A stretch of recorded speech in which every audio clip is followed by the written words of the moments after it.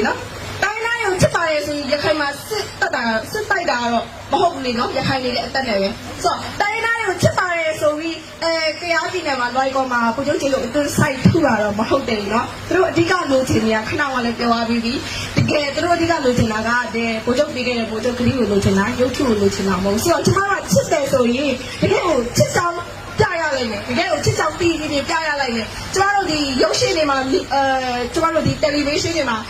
တိုင်းသားတွေအခွင့်အရေးကိုလေးစားပါတယ်တိုင်းသူအခွင့်အရေးကိုသဘောထားပါတယ်ဆိုပြီးဟန်ပြလုပ်ပြနေလည်းမရအောင်ကျမတို့တကယ်အနှစ်သာရပါတယ်လှုပ်ရှားမှုတွေကျမတို့လုပ်ပေးဖို့လိုတယ်ဆိုတော့ကျမဒီနေ့လှုပ်ရှားမှုကိုပြန်ကြည့်လိုက်တော့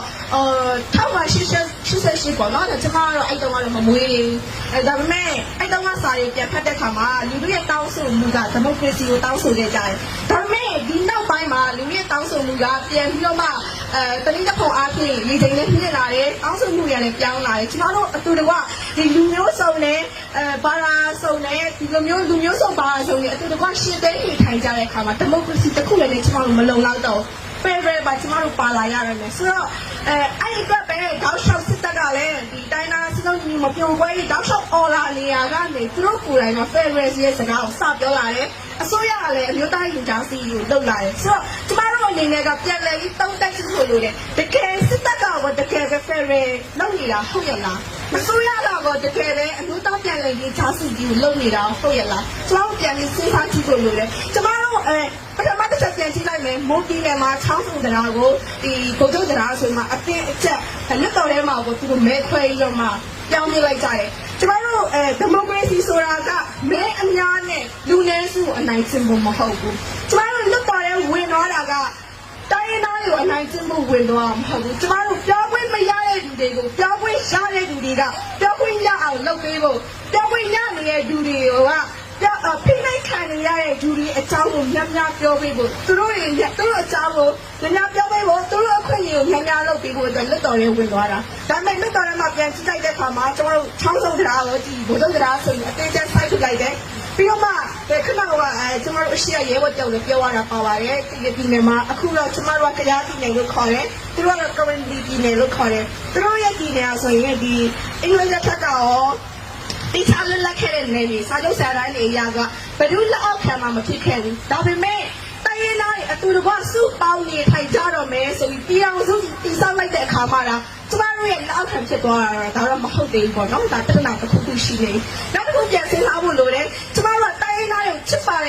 ယ်ဆိုပြီးကချင်ချင်းတွေမှာစစ်ဖြစ်နေတာကြောပြန်စစ်ဖြစ်တာအခုရှင်းနှစ်ပြည့်သွားပြီကျမတို့တိုင်းရင်းသားတွေချစ်ပါတယ်ဆိုမှကျမတို့ရခိုင်မှာလူငယ်တွေအများကြီးဖမ်းခံနေရတယ်မနစ်တော့က2018ခုနှစ်မှာကျွန်တော်ငင်းကျဲရေးလှုပ်ရှားမှုတွေကြောင့်မြို့သားတန်းတူလှုပ်ရှားအမေတာတန်းတူရေးလှုပ်ရှားမှုတွေကြောင့်ကျမတို့လူငယ်အယောက်60ကျော်တရားစွဲခံနေရတယ်ဒီနှစ်မှာ24ယောက်တရားစွဲခံနေရတယ်18ယောက်ကတရားရင်ဆိုင်နေရတယ်9ယောက်ကဝရမ်းဖြစ်ထပ်ပြီးတင်ဆောင်နေရတယ်ဆိုတော့မြို့သားပြန်ရင်ထားရေးဆိုတာတားလားပြောရင်တမရပြောရင် Federal ဆိုတာတားလားအစိုးရပြောတဲ့အမျိုးသားပြန်လဲသိညက်ရေးဆိုတာတားလားဆိုတော့ဒီလိုပုံစံမျိုးနဲ့ကျမတို့တိုင်းပြည်ကိုတည်ဆောက်လို့မရဘူးဒီလိုပုံစံမျိုးနဲ့ကျမတို့လိုချင်တဲ့အနာဂတ်ပြည်အောင်စုကိုတည်ဆောက်လို့သုံးနိုင်ရမှာပေါ့ဘာဖြစ်လို့သူတို့ကြောက်သုံးနိုင်ကျမတို့ကြောက်မလုပ်နိုင်ရလဲဆိုတော့ currently လည်းသူတို့တမိုင်းနဲ့ဖန်ဆီးနိုင်ရမှာပေါ့ရခိုင်လည်းသူတို့လည်းအသက်နဲ့ပဲသူတို့နိုင်ငံကိုသူတို့လွတ်လပ်လပ်တည်ထောင်ခြင်းနဲ့သူတို့ကိုယ်ပိုင်ပြဋ္ဌာန်းခွင့်ရခြင်းနဲ့ဆိုတော့ဒါလည်းဖြစ်ရမှာပဲဆိုတော့ဒါရင်ကြတော့မဖြစ်ပဲနဲ့ကိုယ်တိုင်ကပဲအသာစီးယူနေတာကတကယ်ချစ်တာဟုတ်ရဲ့လားကိုယ်တိုင်ကပဲအသာစီးယူနေတာမျိုးကတကယ်တော့အမျိုးသားရှင်တိုင်းစီရဖြစ်နေလားဆိုတော့ကျွန်တော်တယောက်ချင်းစီတိုင်းမှာမင်းဝန်ထုတ်ဖို့လို့ရဘာလို့လဲဆိုတော့ကျမတို့အခွန်ပေးထားလို့ခွန်ဆောင်ထားလို့ဒီနေ့အစိုးရကြီးဒီနေ့စစ်တပ်ကြီးသူတို့လက်ပတ်နေတာတိုင်းပြည်ဘိုင်းလာနဲ့လက်ပတ်နေတာကျမတို့အများကြီးခွန်ဆောင်ရတယ်ဖုံးပေးခဲ့တာကကျမတို့ခွန်ဆောင်ရတယ်ဆိုတော့ကျမတို့မှာမင်းဝန်ထုတ်ခွင့်ရှိရဲကျမတို့မှာစဉ်းစားပိုင်ခွင့်ရှိရဲနောက်ကျမတို့မှာရွေးချယ်ပိုင်ခွင့်ရှိရဲနောက်ထပ်တော့ကျမတို့ဟပ်ပြီးရွေးချယ်အောင်ပါလားနောက်ထပ်တော့ကျမတို့စက်ပြီးမဲပေးနေချအောင်ပါဆိုတော့ကျမတို့စဉ်းစားမှုနဲ့လည်းသက်ဆိုင်ပါဆိုတော့ကျမတို့ဒီနေ့ဒီချိန်မှာအစိုးရကိုကျမတို့မင်းဝန်ထုတ်နိုင်တယ်မင်းဝန်ထုတ်ခွင့်ရှိတယ်လို့ပဲကျမတို့တက်မတော်ပေါ်မှာမင်းဝန်ပြန်ခေါ်ရမယ်